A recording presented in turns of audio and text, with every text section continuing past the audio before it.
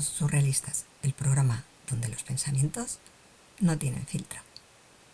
Vamos a comenzar hoy la nueva temporada de Pensamientos Surrealistas. La última terminó hace 3 años, pero creo que dados los acontecimientos actuales y los que nos vienen en un futuro, según las previsiones astrológicas, dan como mucha cuerda para hacer una nueva temporada. Así que vamos a comenzarla hoy. Y voy a introducir algunos cambios. El primero es que no voy a salir en cámara. Y no lo voy a hacer porque de ese modo grabaré más capítulos. Si tengo que estar preparando cada vez que quiero contarte algo, todo el tema de luces, no lo voy a hacer, me da pereza. Así que voy a luchar contra esa pereza y no voy a aparecer en cámara. Comenzamos hoy el primer capítulo de esta nueva temporada. El juego real del poder. Durante años se ha hablado de algo que seguro que te suena, la Cabal, una organización de un puñado de familias que supuestamente decide el destino de naciones y continentes. Rothschild, Soros, organismos internacionales que nadie eligió, una élite invisible que mueve los hilos. ¿Te suena? Seguro que sí, pero tranquilo, que aquí no estamos en un foro de negacionistas. Lo que vamos a hacer es trabajar con pensamiento crítico y con mucha información real. Bien, tenemos entonces a Rothschild, Soros, organismos internacionales no elegidos que deciden nuestro futuro. Y luego tenemos a nuestro amigo Trump. Trump irrumpió en 2016 prometiendo romper con todo ese sistema. Quien habla abiertamente de hacer América grande de nuevo y de terminar con lo que él llama el globalismo. Pero, ¿está realmente desafiando esa estructura de poder oculto? ¿O simplemente está reorganizándola de otro modo? Hoy vamos a responder a estas preguntas con pensamiento crítico real. No vamos a repetir lo que dicen los medios oficiales, pero tampoco vamos a caer en el sensacionalismo. Vamos a mirar los datos, la historia verificable y lo que está pasando ahora mismo en enero de 2026. Porque la verdad es muchísimo más interesante que la ficción. Empecemos por el principio, los Rothschild. Todos hemos escuchado teorías de conspiración sobre ellos, que controlan el mundo, que son una institución secreta, que gobiernan desde las sombras. Pero aquí está lo que realmente importa.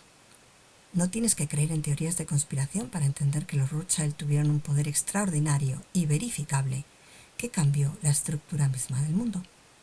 Vamos a los hechos. A finales del siglo XVIII, en Frankfurt, Alemania, Maya Amschel Rothschild, o Rothschild, como lo queramos decir en alemán, era un cambiador de dinero, un financiero modesto. Pero tenía 5 hijos y una estrategia genial. Los colocó estratégicamente en Londres, París, Viena, Nápoles y Frankfurt, una red familiar que atravesaba Europa. Entonces llegó Napoleón y el caos financiero. Los gobiernos europeos necesitaban dinero desesperadamente para financiar las guerras, y ahí es donde entran los Rothschild. En 1818, el patriarca negocia un préstamo de 5 millones de libras esterlinas al gobierno prusiano, al zar. En dinero de hoy estamos hablando de 370 millones de libras. Un rescate financiero masivo. Pero aquí viene la parte importante. No fue dinero que simplemente prestaron, fue un nuevo instrumento que inventaron, llamado bonos de deuda soberana. ¿Qué significa esto? Que en vez de hacer un préstamo directo a un rey, a un zar, los Rothschild emitían bonos que se vendían en mercados europeos. Inversionistas compraban deuda estatal y los Rothschild actuaban como intermediarios garantizando la operación. Básicamente, convirtieron la deuda en una mercancía, en un instrumento de poder. Piénsalo, cuando un gobierno te debe dinero, tienes poder sobre ese gobierno Pero cuando garantizas la deuda de ese gobierno ante otros inversionistas, tienes poder sobre los inversionistas, gobiernos y las redes de crédito internacionales. Eso es control sistémico. Para 1820, los Rothschild eran el Banco Central de Europa sin tener un ejército ni una bandera. Se financió la reconstrucción tras las guerras napoleónicas. Inyectaban dinero capital al Imperio Austriaco, al Reino de Portugal, al Vaticano. Cuando otros bancos quebraban, los Rothschild ofrecían rescates cobrando intereses. ¿Operaban con información privilegiada? Por supuesto. Su red de 5 familias atravesando Europa les permitía conocer movimientos militares, cambios políticos, fluctuaciones de mercado, con semanas de ventaja respecto al resto. Para 1830 habían consolidado algo así que no tenía precedentes, una institución paralela a los estados nacionales. Cada rama actuaba de forma independiente, pero todas se coordinaban como un mismo cuerpo. Si Austria necesitaba un préstamo, Viena lo negociaba, pero Londres lo garantizaba. ¿Y por qué nos importa esto hoy? Porque los Rothschild aprendieron algo que el resto del mundo tardó décadas en entender. El poder no está en poseer oro, está en decidir quién lo recibe, cuándo y a qué precio. Y esa lógica sigue viva en 2026. Los grandes fondos de inversión hoy, como BlackRock, Vanguard, State Street, operan bajo la misma filosofía: controlar el flujo, no el recurso; administrar la confianza, no la producción. Ahora bien, ¿qué pasó en el siglo XX? Los Rothschild enfrentaron nuevos desafíos: las guerras mundiales, la creación de bancos centrales nacionales, el ascenso de Estados Unidos como potencia financiera, y el tablero cambió. En 1980, el gobierno francés de Mitterrand, un socialista que prometía romper con el capitalismo, hizo algo que parecía radical: nacionalizó la Banque Rothschild. Básicamente, le confiscó el banco a la familia. Y aquí viene lo interesante. Los Rothschild no se derrumbaron, hicieron algo muchísimo más inteligente. Reorganizaron su imperio de una forma aún más opaca. Crearon una sociedad instrumental llamada Paris-Orléans. En 2 décadas esa sociedad acumuló 7.700 millones de euros en activos, con control accionarial absoluto por parte de la familia. El Banco de París se fue, la influencia se quedó. Simplemente se volvió invisible. Porque eso es lo que aprendieron. La influencia real no necesita estar en el escaparate. De hecho, es mucho más efectiva en las sombras. Pasemos ahora a George Soros, un hombre que activa polarización inmediata para algunos, un filántropo democrático, para otros un arquitecto de cambio de regímenes y para otros directamente un conspirador. Vamos a mirar los hechos sin prejuicios. George Soros nace en Hungría en 1930 y vive bajo el régimen nazi. Y ahí se da cuenta de algo crucial: los sistemas políticos pueden colapsar rápidamente si tienen los incentivos correctos. Escapa del nazismo y se convierte en banquero en Londres y comienza a especular en mercados. En 1992 hace algo que entra en la leyenda: apuesta contra la libra esterlina británica. ¿Y qué significa esto? Pues Soros ve una vulnerabilidad en esa moneda, tiene información y especula masivamente. La libra colapsa y él gana 1.500 millones de dólares en una sola operación. Pero aquí está lo crucial. El Reino Unido pierde soberanía monetaria y la economía británica sufre convulsiones. Soros se enriquece con los fondos de otros especuladores, todo en un solo movimiento de mercado. Esto no es filantropía, es especulación. Y reveló algo importante: puedes usar dinero para debilitar estados nacionales y el mercado te recompensa por ello. A partir de los años 90, Soros tiene una visión: ve oportunidades en Europa del Este, en el cuarto mundo comunista que está colapsando, y hace algo revolucionario: financia la educación de élites locales en democracia liberal, derechos humanos y economía de mercado. Beca a estudiantes brillantes en Hungría, Polonia, Checoslovaquia. Cuando esos gobiernos caen y caen, sus becarios están posicionados para tomar poder. Es elegante, en realidad. No necesitas tanques, necesitas ideas, dinero y tiempo. En 1993 funda la Open Society Foundations. El concepto también es revolucionario. Una fundación con un presupuesto anual de $1.000 millones y una cartera de 27.000 millones dedicada a fortalecer la democracia en el mundo. Pero, ¿esto qué significa en la práctica? Abre las fundaciones en 70 países. Diseña programas de reforma legal que despenalizan drogas, legalizan el matrimonio del mismo sexo, crean sistemas de justicia transicional, reforman códigos penales. Esto es ingeniería social masiva, pero sin que ningún electorado lo vea venir. Y aquí está el mecanismo. Primero, identifica un país donde quiere cambios. Segundo, financia abogados, académicos, activistas locales. Tercero, esos grupos presionan cambios legales y culturales. Cuarto, las democracias formalmente votan sobre eso. Teóricamente hay democracia, pero la narrativa y los actores principales fueron financiados e impulsados por Soros.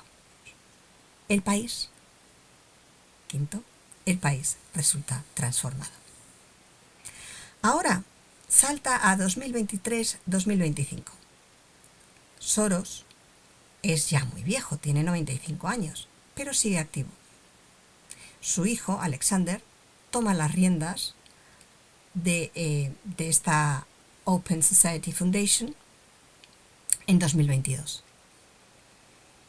Y lo que hace es mirar esto que se estaba haciendo en los países del este en América Latina. En octubre de 2025, las Open Society Foundations lanzan una nueva estrategia de 8 años para América Latina. Van a invertir en Brasil, Colombia y México. Priorizan justicia racial y de género, agendas económicas inclusivas, empoderamiento de mujeres negras, indígenas y población LGTBIQI+. Suena bien, ¿verdad? Pero espera. ¿Por qué una fundación privada estadounidense financia políticas públicas en democracias soberanas? ¿Quién votó por eso? ¿Quién eligió a Soros para rediseñar las políticas sociales de Colombia? Nadie. Eso es el punto. Es lo que algunos llaman captura de democracia. No necesitas un golpe de Estado. Necesitas financiación, organizaciones, prensa y paciencia. Mucha paciencia. Los cambios suceden democráticamente, pero los arquitectos son totalmente ajenos a esos países. Y ahora, en 2026, Soros está enfrentando una situación incómoda. Trump 2.0 está llegando y Trump es el enemigo número 1 de Soros, literalmente. Soros ha invertido millones para derrotar a Trump. Fondos de PACs, donaciones de candidatos demócratas, ha sido el mayor financiador de la oposición a Trump. Y sabe que bajo la administración Trump su modelo de poder está en peligro, porque Trump no cree en las instituciones multilaterales, no cree en ONGs independientes, cree en un poder centralizado, en el control nacional. Así que Soros está en una carrera contra el tiempo. Alexander, su hijo, acelera las inversiones. Open Society invierte $400 millones en políticas industriales verdes y en transformación climática. Lo que está haciendo es intentar meter cambios culturales y políticos antes de que se le cierre la ventana. ¿Es esto una conspiración? No en el sentido de una reunión secreta con velas negras. Es algo mucho más interesante. Es ingeniería política a escala industrial, financiada, visible si la buscas, pero invisible porque los medios mainstream no la cubren como lo que es. Reingeniería de sociedades democráticas, desde afuera. Y ahora llegamos a Donald Trump, y aquí es donde la historia se vuelve complicada, porque Trump no está luchando contra la cabal en el sentido de derrotarla. Está reorganizando cómo funciona la cabal. Está cambiando las reglas del juego. Veamos qué está pasando en enero de 2026, ahora mismo. Trump acaba de asumir su segundo mandato hace poco. Y su estrategia es sorprendentemente clara. Quiere establecer el control estadounidense directo sobre estructuras de poder global que antes eran más descentralizadas y opacas. Primero, aranceles unilaterales masivos. Trump ha anunciado aranceles del 10% a productos de 8 naciones europeas: Dinamarca, Noruega, Suecia, Francia, Alemania, Reino Unido, Países Bajos y Finlandia. Aquellos que no acepten negociar sobre Groenlandia. Esos aranceles, para ellos, subirán al 25% el 1 de junio si no ceden. Para dar un contexto, los aranceles promedio bajo el sistema anterior eran del 3 al 4%.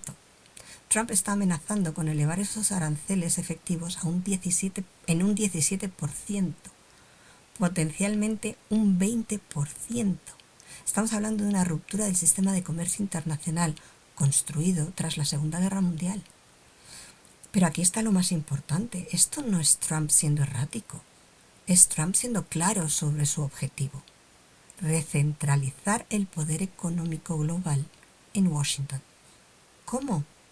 Mediante coerción pura. Haz lo que te digo o sufres las consecuencias económicas. Pero lo hace abiertamente, sin filtros diplomáticos. Segundo, la estrategia de Groenlandia y territorios. Trump abiertamente está hablando de comprar o controlar Groenlandia, y no es broma. En su lógica, Groenlandia tiene recursos estratégicos: litio, cobalto, tierras raras, posición ártica crucial para contrarrestar a China y Rusia, y petróleo. ¿Por qué menciono esto? Porque revela la mentalidad. El mundo es territorio a conquistar, no un sistema de naciones soberanas con las que negociar en el plano de la igualdad.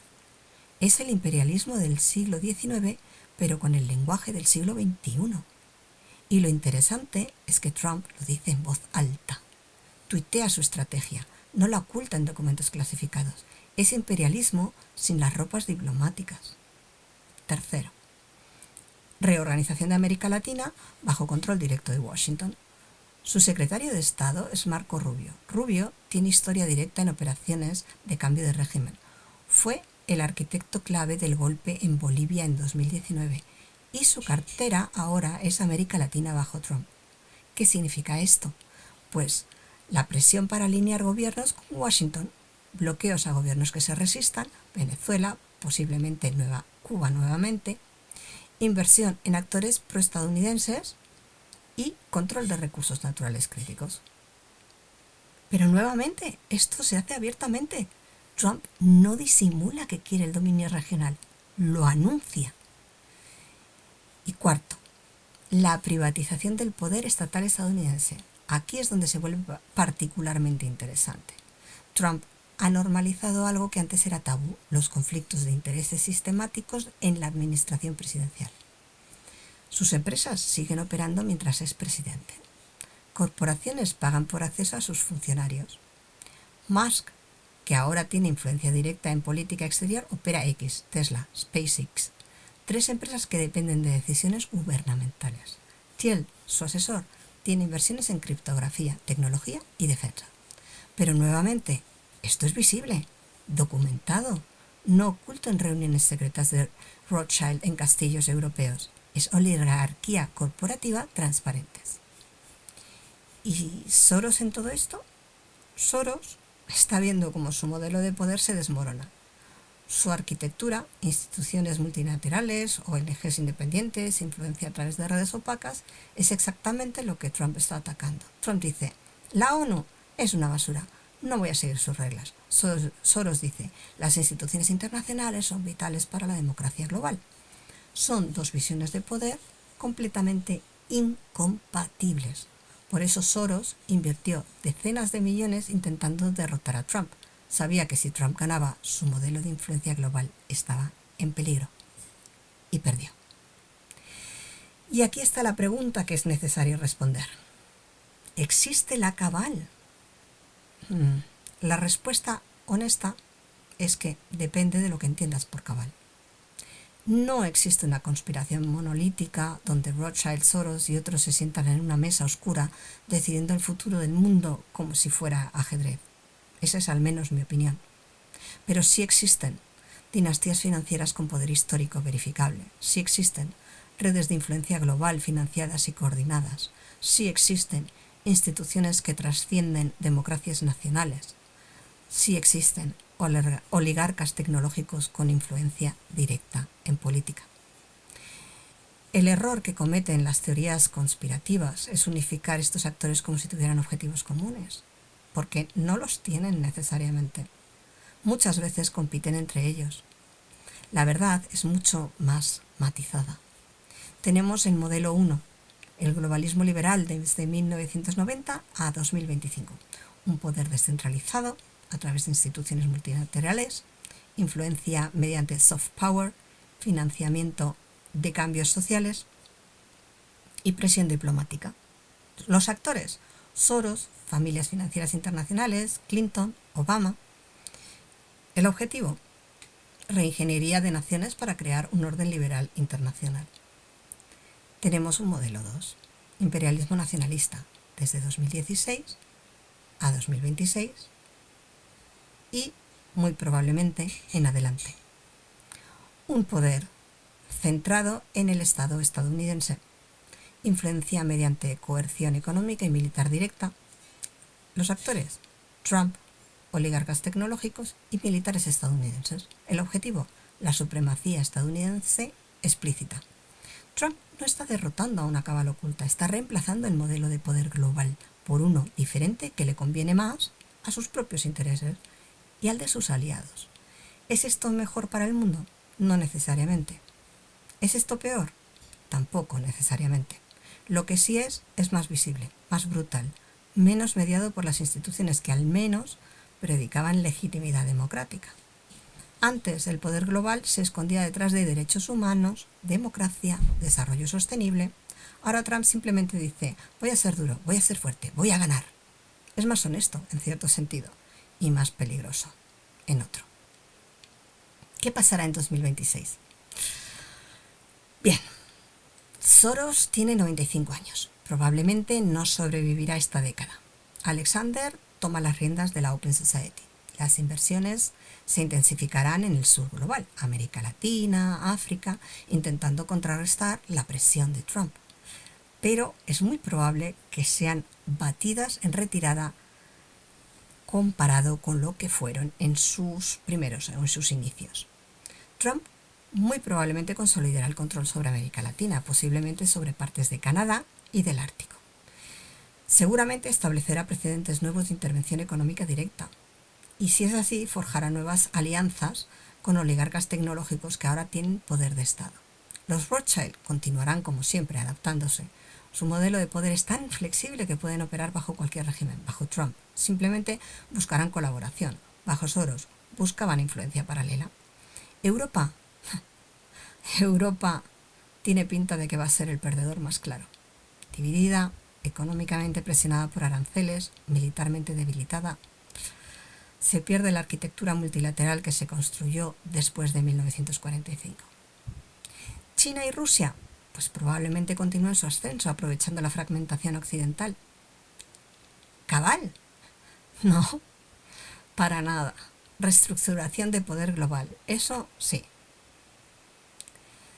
Entonces, ¿cuál sería el pensamiento crítico real aquí?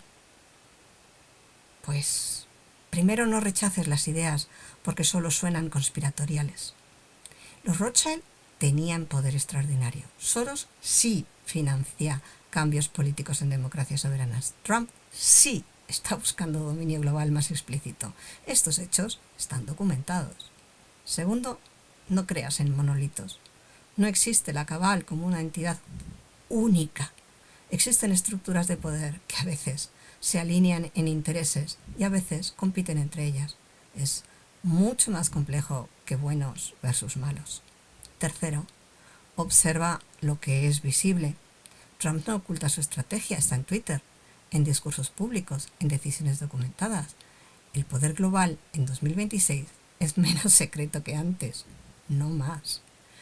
Lo que cambió es que ahora se aplica de forma más brutal y menos medida por instituciones que predican legitimidad. Cuarto, el verdadero poder ya no está en la conspiración, está en la estructura económica y militar. Quien controla el dinero, tecnología y ejércitos. Eso es lo que importa. No reuniones secretas, decisiones públicas tomadas por actores que tenemos identificados. Y quinto, tu trabajo como persona crítica es entender cómo funcionan estas estructuras, no creer que hay un enemigo oculto que puedas derrotar. El sistema actual está construido así, no es un accidente, es por diseño de actores que existen y son identificables. ¿Y entonces? ¿Cómo concluimos? ¿Existe la cabal? No, no en el sentido tradicional. ¿Existe el poder concentrado que opera fuera del control democrático? Eso sin duda. ¿Está Trump desafiando ese poder? No, está reestructurando cómo funciona. ¿Será mejor? ¿Será peor? Pues eso dependerá de cómo responde el resto del mundo. Lo importante es que entiendas que estamos viviendo un momento de transición histórica. El orden liberal internacional construido tras 1945 se está derrumbando. Un nuevo orden está tomando su lugar y no será más justo ni más democrático. Será diferente. Eso es pensamiento crítico real. No buscar enemigos invisibles, entender estructuras de poderes visibles y tomar decisiones informadas sobre esa realidad. Gracias por escuchar y espero que este análisis, estos pensamientos surrealistas que se me pasan por la cabeza, te hayan sido útiles. Si te interesa este tema, déjame un comentario, comparte con otros y suscríbete para más contenidos de pensamientos surrealistas.